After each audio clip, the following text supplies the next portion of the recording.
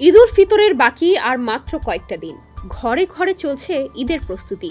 এবার ঈদে টানা ৯ দিনের সরকারি ছুটি পাওয়া যাবে।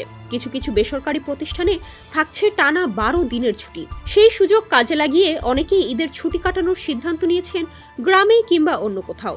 এই সময় পুরো শহর যেন ফাঁকা হয়ে যায় আর বাড়ে চোরের উপদ্রব। তাই ছুটিতে বাসা ছাড়ার আগে কিছু বিষয়ে সতর্ক থাকা খুবই জরুরি।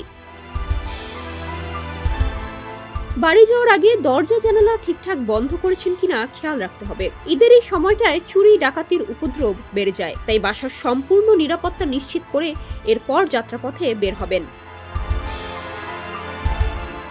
ঈদের ছুটিতে বাসা ছাড়ার আগে গ্যাস সিলিন্ডার অথবা গ্যাসের লাইন বন্ধ করুন। বের হওয়ার পূর্বে পুনরায় আবার দেখে নিন। এমনকি বাড়ি থেকে ফিরে এসে চুলা জ্বালানোর আগে বাসার দরজা জানালা খুলে দিন। এতে বাসার ভেতরে গ্যাস জমে থাকলেও বের হয়ে যাবে। বাসা থেকে বের হওয়ার আগে তাড়াহুড়োয় বিদ্যুতের সুইচ বন্ধ করতে ভুলে যান অনেকে। লম্বা ছুটিতে যাওয়ার আগে অবশ্যই খেয়াল রাখতে হবে বাসার প্রতিটি লাইট, ফ্যানের সুইচ বন্ধ করা হয়েছে কিনা। ঈদের পর আবার যখন এসে অন করবেন তখনও সাবধানতার সঙ্গে চালু করবেন।